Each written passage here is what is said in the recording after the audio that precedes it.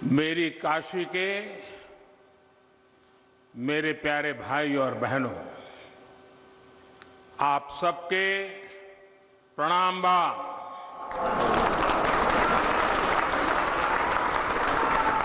विशेषकर राजा तालाब,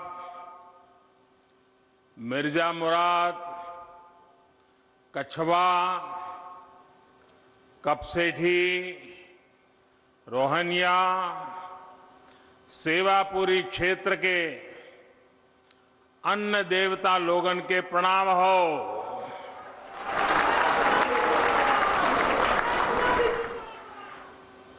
आप सभी को देव दीपावली और गुरु पर्व की ढेरों बधाइयां और शुभकामनाएं।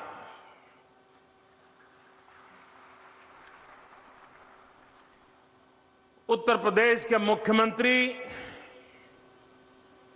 श्रीमान योगी आदित्यनाथ जी, उप मुख्यमंत्री श्री केशव प्रसाद मौर्य जी, संसद में मेरे साथी भाई रमेश चंद जी और विशाल संख्या में पधारे हुए काशी के मेरे प्यारे भाइयों और बहनों, देव दीपावली और गुरु नानक देव जी के प्रकाशोत्सव पर आज काशी को आधुनिक इंफ्रास्ट्रक्चर का एक और उपहार मिल रहा है।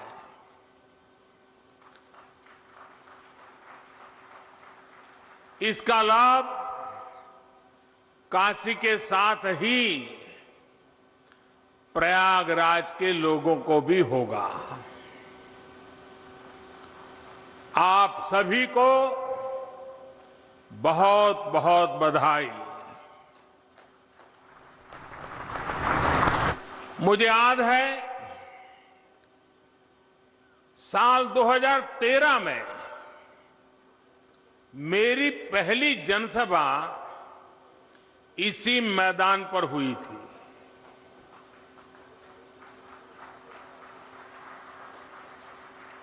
और तब यहां से गुजरने वाला हाईवे 4 लेन का था।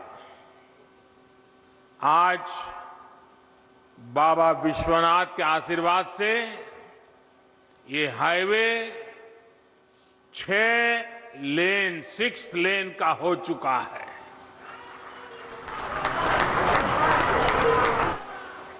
पहले जो लोग हंडिया से राजा तालाब आते जाते थे, उन्हें पता है इस हाईवे पर कितनी ज्यादा मुश्किलें आती थी। जगह जगह जाम, बहुत धीमे ट्रैफिक, दिल्ली और दूसरे शहरों से भी जो लोग आते थे वो इस रास्ते पर आकर परेशान हो जाते थे। 70 किलोमीटर से ज्यादा का वो सफर अब आराम से होगा, तेज रफ्तार में होगा। इस हाईवे के चौड़ा होने से काशी और प्रयाग के बीच का आना जाना अब और आसान हो गया है। कांवड़ यात्रा के दौरान कांवड़ियों को और इस क्षेत्र के लोगों को जो परेशानी होती थी, अब वो भी समाप्त हो जाएगी। इतना ही नहीं, इसका लाभ कुंभ के दौरान भी मिलेगा।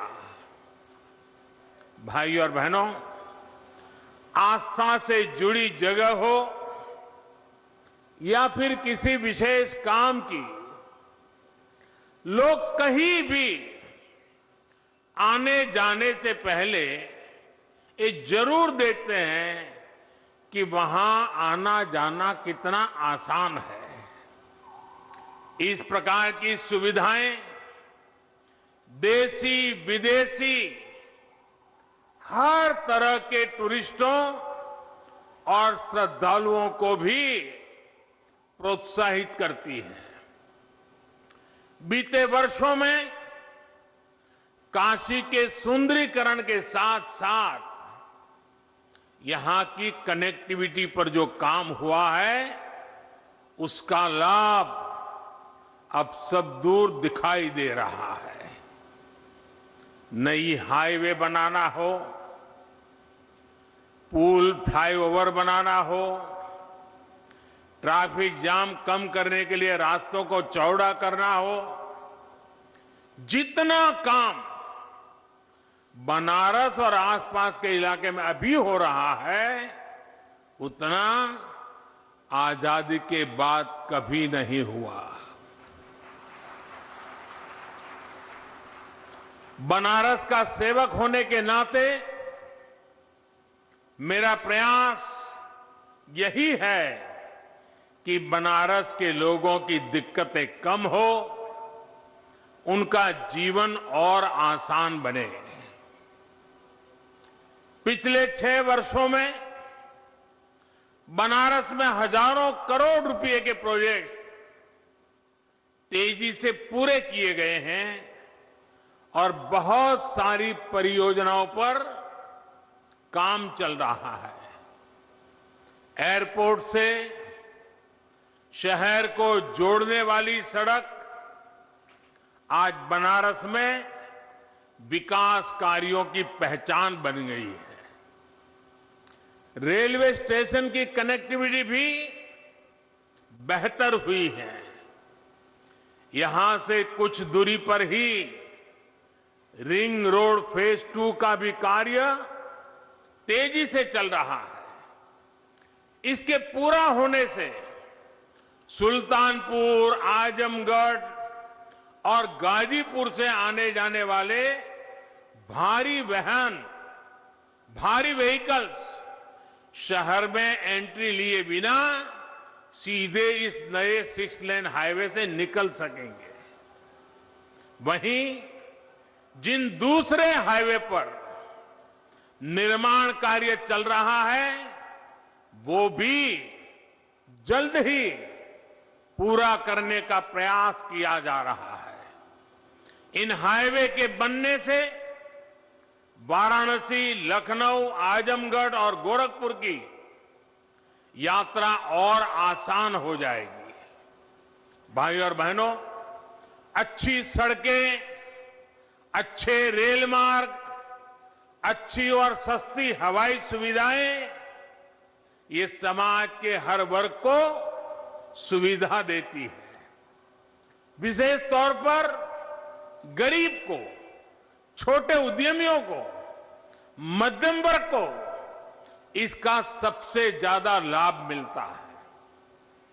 जब निर्माण कार्य चलता है तो अनेक लोगों को रोजगार मिलता है। जब ये प्रोजेक्ट बनकर तैयार होते हैं तो समय बचता है, खर्च कम होता और परेशानी भी कम होती है। कोरोना के इस समय में भी श्रमिक साथियों के लिए रोजगार का बहुत बड़ा माध्यम इंफ्रास्ट्रक्चर के ये प्रोजेक्ट ही बने हैं। भाई और बहनों, मुझे खुशी है कि उत्तर प्रदेश में योगी जी और उनकी पूरी टीम ने सरकार बनने के बाद यहां भी इंफ्रास्ट्रक्चर निर्माण में अभूतपूर्व तेजी आई है। पहले उत्तर प्रदेश के इंफ्रास्ट्रक्चर की स्थिति क्या थी, ये आप सभी भली भांति जानते हैं। आज उत्तर प्रदेश की पहचान एक्सप्रेस प्रदेश के रूप में सशक्त हो रही है।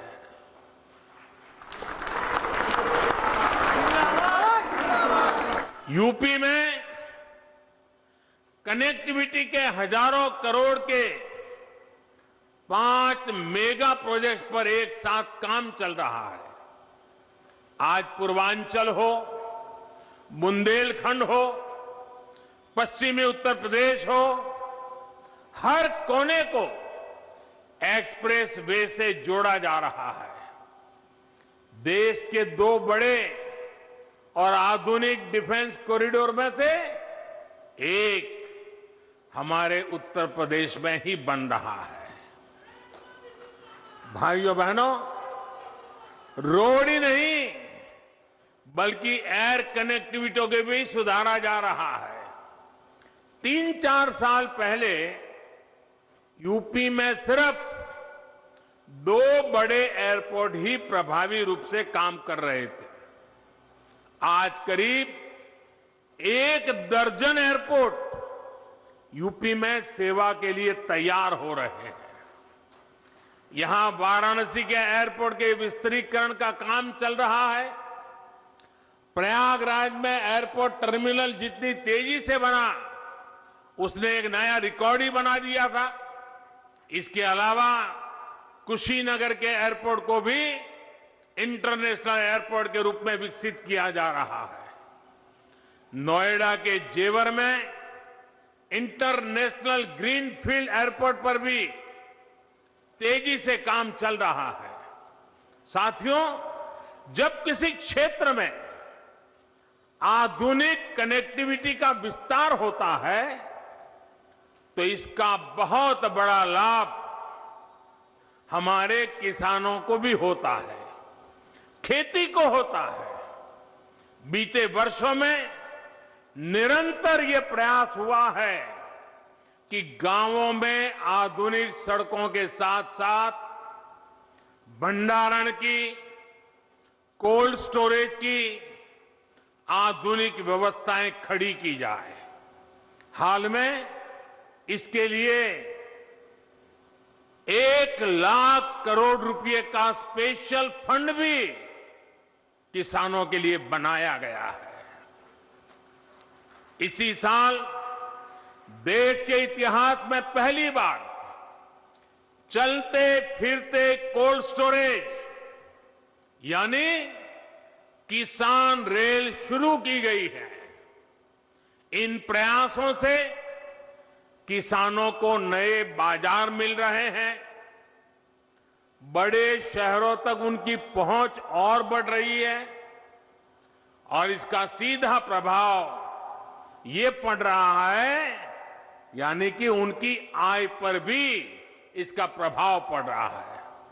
साथियों, वाराणसी सहित पूर्वांचल में ही जो बेहतरीन इंफ्रास्ट्रक्चर तैयार हुआ है, उसका बहुत अधिक लाभ इस पूरे क्षेत्र को हुआ है।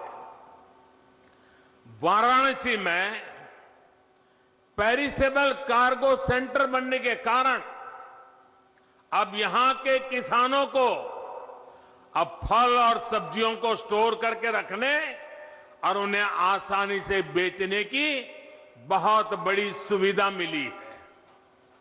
इस स्टोरेज कैपेसिटी के कारण पहली बार यहां के किसानों की उपज बड़ी मात्रा में विदेशों में निर्यात हो रही है। आज बनारस का लंगड़ा और बनारस की दशहरी आम लंदन और मिडल ईस्ट में अपनी खुशबू बिखेर रहा है। अब बनारस के आम की डिमांड विदेशों में भी निरंतर बढ़ रही है। अब यहां जो पैकेजिंग की सुविधाएं तैयार हो रही है, उस वजह से पैकिंग के लिए दूसरे बड़े शहरों में जाने की जरूरत अब नहीं रहेगी। आम के अलावा इस साल यहां की ताजा सब्जियां भी दुबई और लंदन पहुंची है। ये एक्सपोर्ट हवाई मार्ग से हुआ है, यानी बेहतर हवाई सेवाओं का सीधा लाभ यहां के छोटे से छोटे किसानों को हो रहा है। गंगा जी पर जो देश का पहला इनलैंड वाटरवे है, इसका उपयोग किसानों की उपज के ट्रांसपोर्ट के लिए अधिक से अधिक कैसे हो, इस पर भी काम हो रहा है। साथियों, सरकार के प्रयासों और आधुनिक इंफ्रास्ट्रक्चर से किसानों को कितना लाभ हो रहा है, इसका एक बेहतरीन उदाहरण चंदौली का काला चावल, ब्लैक राइस है। ये चावल चंदौली के किसानों के घरों में समृद्धि लेकर के आ रहा है। चंदौली के किसानों की आय को बढ़ाने के लिए 2 साल पहले काले चावल की एक वैरायटी का प्रयोग यहां किया गया था।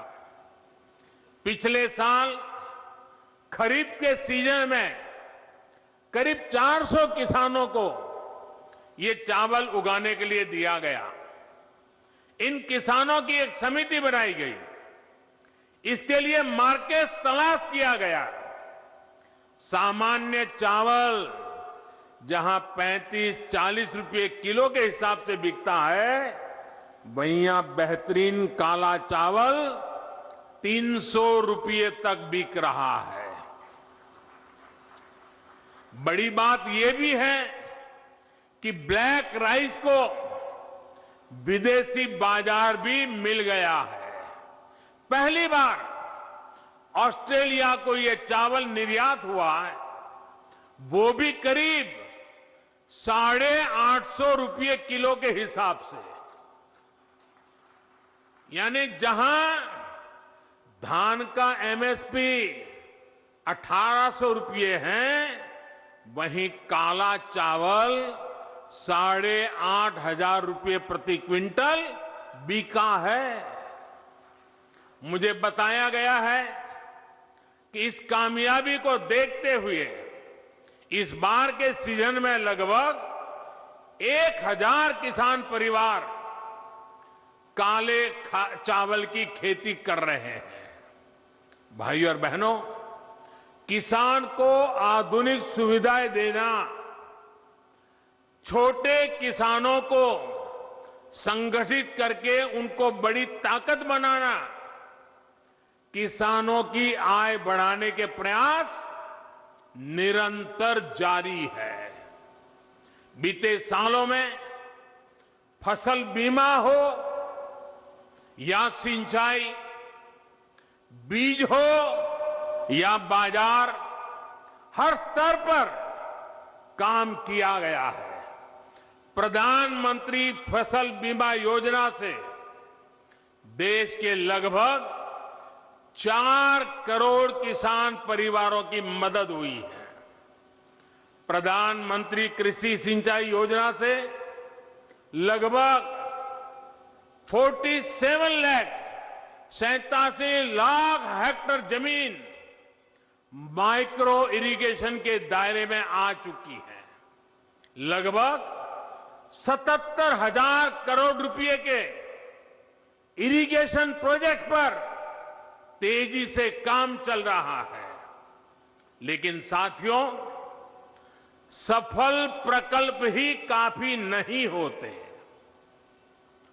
इसके साथ साथ किसानों को उस बड़े और व्यापक मार्केट का लाभ भी मिलना चाहिए जो हमारा देश, दुनिया के बड़े बाजार हमारे किसानों को उपलब्ध कराते हैं। इसलिए विकल्प के माध्यम से किसानों को सशक्त करने का रास्ता अपनाया गया है। किसान हित में किए गए कृषि सुधार ऐसे ही विकल्प किसान को देते हैं। अगर किसान को कोई ऐसा खरीदार मिल जाए जो सीधा खेत से उपज उठाए, जो ट्रांसपोर्ट से लेकर लॉजिस्टिक के हर प्रबंध करे और बेहतर कीमत दे, तो क्या किसान को अपनी उपज उसे बेचने की आजादी मिलनी चाहिए कि नहीं मिलनी चाहिए? भारत के कृषि उत्पाद पूरी दुनिया में मशहूर है। क्या किसान की इस बड़े मार्केट और ज्यादा दाम तक किसान की पहुंच होनी चाहिए कि नहीं होनी चाहिए? अगर कोई पुराने सिस्टम से ही लेन देन को ठीक समझता है तो उस पर भी इस कानून में कहां कोई रोक लगाई है भाई? साथियों, नए कृषि सुधारों से किसानों को नए विकल्प और नए कानूनी संरक्षण ही तो दिए गए हैं। पहले तो मंडी के बाहर हुए लेन देन ही गैर कानूनी माने जाते थे।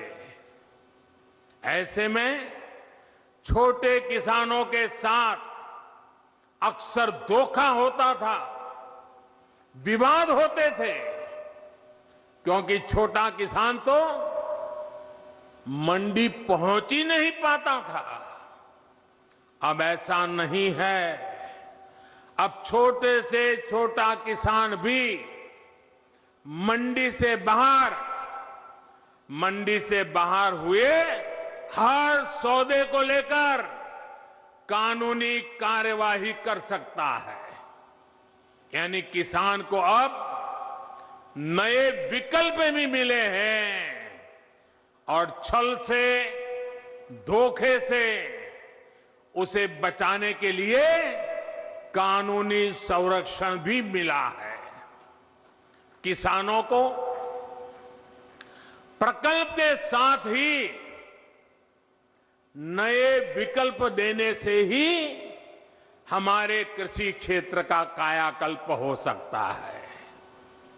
सरकार की तरफ से प्रकल्प, किसान के लिए विकल्प और दोनों साथ साथ चले तभी देश का कायाकल्प होता है।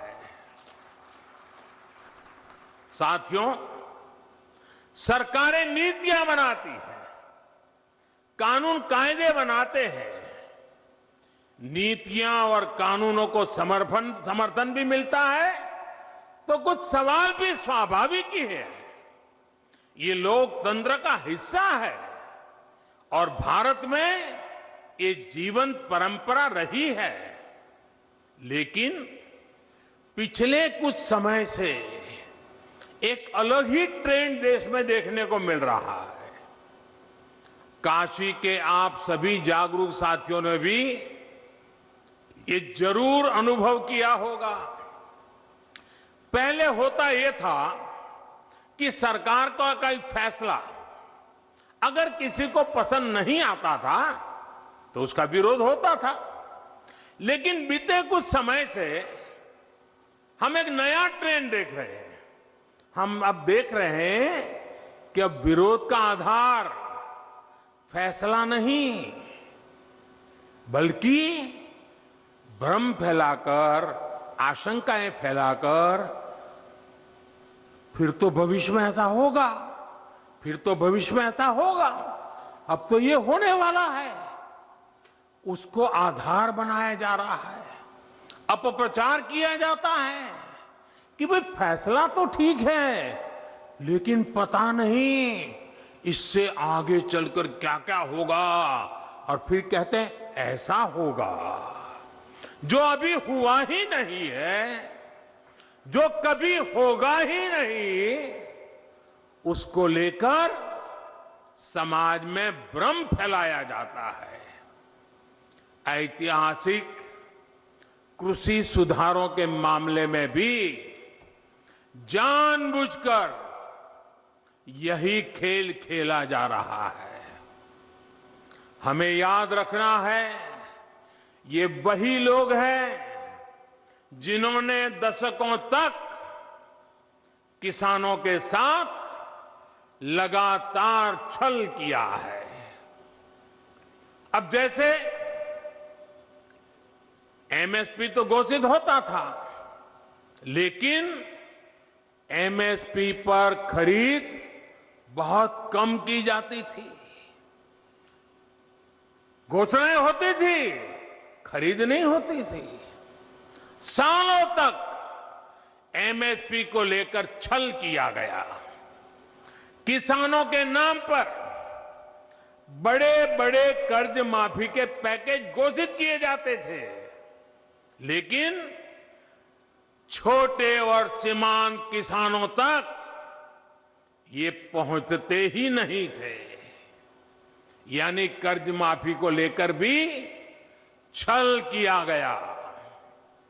किसानों के नाम पर बड़ी बड़ी योजनाएं घोषित होती थी, लेकिन वो खुद मानते थे कि 1 रुपये में से सिर्फ 15 पैसे ही किसान तक पहुंचते हैं।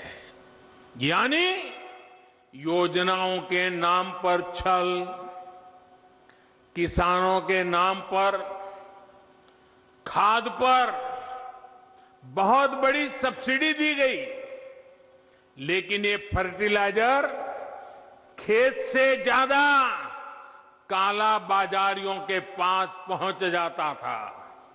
यानी यूरिया खाद के नाम पर भी छल। किसानों को प्रोडक्टिविटी बढ़ाने के लिए कहा गया, लेकिन प्रॉफिटेबिलिटी किसान के बजाय किसी और की सुनिश्चित की गई। पहले वोट के लिए वादा और फिर छल, यही खेल लंबे समय तक देश में चलता रहा है। साथियों, जब इतिहास छल का रहा हो, तब 2 बातें बड़ी स्वाभाविक है। पहली ये कि किसान अगर सरकारों की बातों से कई बार आशंकित रहता है, तो उसके पीछे दशकों का ये लंबा छल का इतिहास है।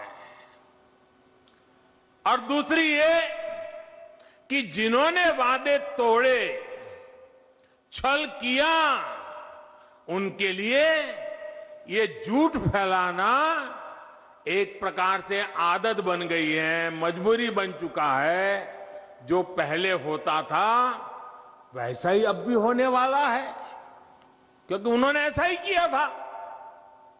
इसलिए वही फॉर्मूला लगा करके आज भी देख रहे हैं। लेकिन जब इस सरकार का ट्रैक रिकॉर्ड देखोगे, तो सच आपके सामने खुल करके आ जाएगा। हमने कहा था कि हम यूरिया की कालाबाजारी रोकेंगे और किसानों को पर्याप्त यूरिया देंगे।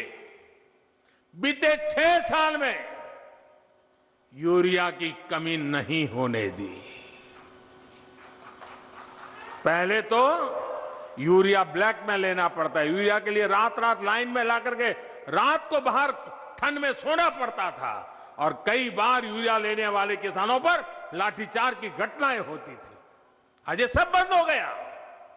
यहां तक कि कोरोना लॉकडाउन तक, उसमें भी जब लगभग हर गतिविधि बंद थी, तब भी हमने यूरिया पहुंचाने में दिक्कत नहीं आने दी गई। हमने वादा किया था कि स्वामीनाथन आयोग की सिफारिश के अनुकूल लागत का 1.5 गुना एमएसपी देंगे। ये वादा सिर्फ कागज पर ही नहीं, ये वादा हमने पूरा किया। और इतना ही नहीं, किसान के बैंक खाते तक पैसे पहुंचे, इसका प्रबंध किया। साथियों, सिर्फ दाल की ही बात करें, पल्सेस की बात करें, 2014 से पहले के 5 सालों में हमारे जो पहले वाली सरकार थी उसके 5 सालों में लगभग 650 करोड़ रुपए की ही दाल किसान से खरीदी गई थी। कितनी? 650 करोड़। कितना भैया? जरा बताइए, पूरे देश में कितना? 650 करोड़। लेकिन हमने 5 साल में क्या किया आकर के? हमारे 5 सालों में हमने लगभग 49,000 करोड़, 49,000 करोड़, यानी करीब करीब 50,000 करोड़ रुपए की दालें एमएसपी पर खरीदी है। यानी लगभग 75 गुना बढ़ोतरी। कहां 650 करोड़ और कहां करीब करीब 50,000 करोड़। 2014 से पहले के 5 सालों में, उनकी आखिरी सरकार की मैं बात कर रहा हूं, 5 सालों में पहले की सरकार ने 2 लाख करोड़ रुपए का धान खरीदा था पूरे देश में, 2 लाख करोड़ का एमएसपी पर। लेकिन हमने हमारे 5 साल में धान के लिए 5 लाख करोड़ रुपए एमएसपी के रूप में किसानों तक हमने पहुंचा दिए हैं साथियों। यानी लगभग 2.5 गुना ज्यादा पैसा किसान के पास पहुंचा है। 2014 से पहले के 5 सालों में गेहूं की खरीद पर 1.5 लाख करोड़ रुपए के आसपास ही किसानों को मिला। 1.5 लाख करोड़ उनकी सरकार के 5 साल। हमने 5 साल में गेहूं पर 3 लाख करोड़ रुपए किसानों को एमएसपी का मिल चुका है, यानी लगभग 2 गुना। अब आप ही बताइए कि अगर मंडियां और एमएसपी को ही हटाना था तो इतनी बड़ी हम ताकत क्यों देते भाई? हम इन पर इतना निवेश ही क्यों करते? हमारी सरकार तो मंडियों को और आधुनिक बनाने के लिए, मजबूत बनाने के लिए करोड़ों रुपए खर्च कर रही है। भाइयों और बहनों, आपको याद रख रहा है, यही लोग हैं जो पीएम किसान सम्मान निधि को लेकर ये लोग हर गली मोहल्ले में, हर प्रेस कॉन्फ्रेंस में, हर ट्विटर में सवाल उठाते थे। ये लोग अफवाह फैलाते थे, ये मोदी है, ये चुनाव है ना, इसलिए ये किसान सम्मान निधि लेके आया है, ये 2,000 रुपया एक बार दे देगा, दोबारा कभी नहीं देगा। दूसरा झूठ चलाया कि ये 2,000 अभी दे रहा है, लेकिन चुनाव पूरा हो गया या तब ब्याज समेत वापस ले लेगा। आप हैरान हो जाएंगे, एक राज्य में तो इतना झूठ फैलाया कि किसानों ने कहा भाई हमें 2,000 रुपये नहीं चाहिए, यहां तक झूठ फैलाया। कुछ राज्य ऐसे भी हैं, एक राज्य जो किसान के नाम से बातें कर रहे हैं, उन्होंने तो प्रधानमंत्री किसान सम्मान निधि योजना को अपने राज्य में लागू ही नहीं होने दिया, क्योंकि अगर ये पैसा किसानों के पास पहुंच गया और कहीं मोदी का जय जयकार हो गया तो फिर तो हमारी राजनीति खत्म हो जाएगी। किसानों के जेब में पैसा नहीं जाने दिया। मैं उन राज्य के किसानों से कहना चाहता हूं, आने वाले समय में जब भी हमारी सरकार बनेगी, ये पैसा भी मैं वहां के किसानों को दे के रहूंगा।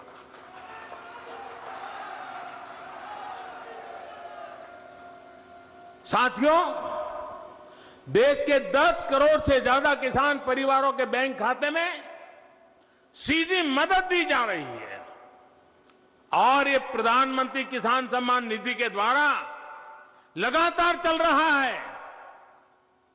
साल में 3 बार देते हैं और अब तक 1 लाख करोड़ रुपया सीधा किसानों के बैंक खाते में पहुंच चुका है। साथियों, हमने वादा किया था कि किसानों के लिए पेंशन योजना बनाएंगे। आज पीएम किसान मानधन योजना लागू है और बहुत कम समय में ही 21 लाख किसान परिवार इसमें जुड़ भी चुके हैं।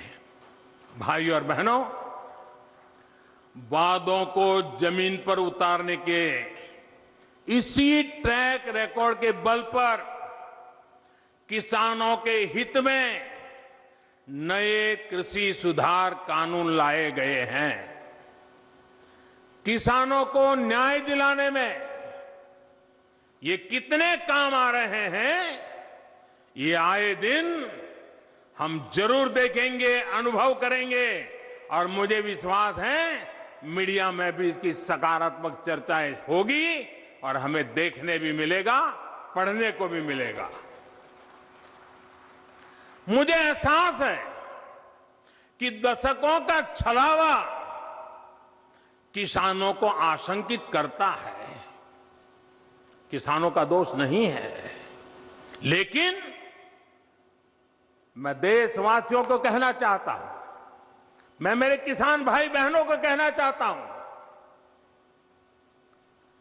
और मां गंगा के घाट पर से कहना चाहता हूं, काशी जैसी पवित्र नगरी से कह रहा हूं, अब छल से नहीं, गंगा जल जैसी पवित्र नीयत के साथ काम किया जा रहा है। भाइयों और बहनों, आशंकाओं के आधार पर भ्रम फैलाने वालों की सच्चाई लगातार देश के सामने आ रही है। जब एक विषय पर इनका झूठ किसान समझ जाते हैं तो ये दूसरे विषय पर झूठ फैलाने लग जाते हैं। 24/7 उनका यही काम है। देश के किसान इस बात को भली भांति समझते हैं। जिन किसान परिवारों की अभी भी कुछ चिंताएं हैं, कुछ सवाल है, तो उनका जवाब भी सरकार निरंतर दे रही है, समाधान करने का भरपूर प्रयास कर रही है। मां अन्नपूर्णा के आशीर्वाद से हमारा अन्नदाता आत्मनिर्भर भारत की अगुवाई करेगा।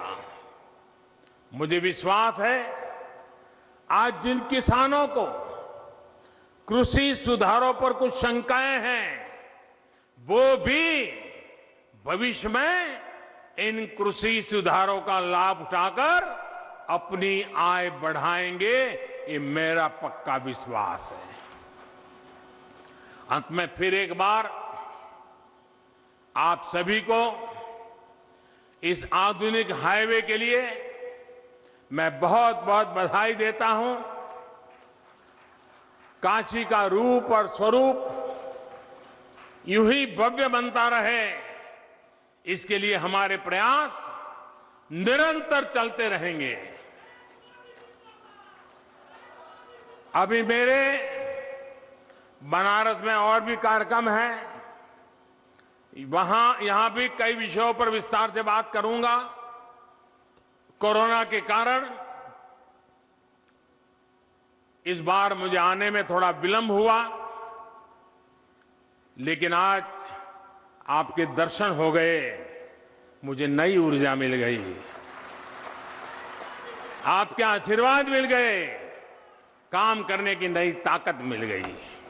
आप इतनी बड़ी मात्रा में आकर के आशीर्वाद दे रहे हैं, यही मेरी ऊर्जा है, यही मेरे लिए आशीर्वाद है। मैं आपका बहुत बहुत आभारी हूं। मेरे साथ दोनों मुट्ठी बंद करके पूरी ताकत से बोलिए, भारत माता की, भारत माता की, भारत माता की, भारत माता की।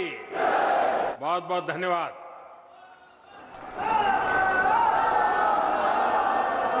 धन्यवाद माननीय प्रधानमंत्री। प्रधानमंत्री नरेंद्र मोदी को आप सुन रहे थे, खजूरी में वो मौजूद हैं और उन्होंने कई बातों पर अपनी राय रखी और खासतौर पर जो किसान आंदोलन कर रहे हैं उस मुद्दे पर भी उन्होंने खुलकर अपनी बात रखी और ये कहा कि किसानों को सशक्त बनाने की कोशिश दरअसल सरकार की है। सरकार के फैसले का कोई विरोध नहीं होता है, कृषि सुधारों पर उनकी नजर है और इसीलिए फैसला लिया गया। लेकिन कुछ लोग ऐसे हैं जो इस मामले में भ्रम फैला रहे हैं और भ्रम फैलाकर सरकार की इस नीति को सही तरह से किसानों तक पहुंचने नहीं दे रहे हैं और इसीलिए प्रधानमंत्री नरेंद्र मोदी ने इस मंच से उन किसानों का भी आह्वान किया जो इस वक्त आंदोलन कर रहे हैं कि ये बिल समझने की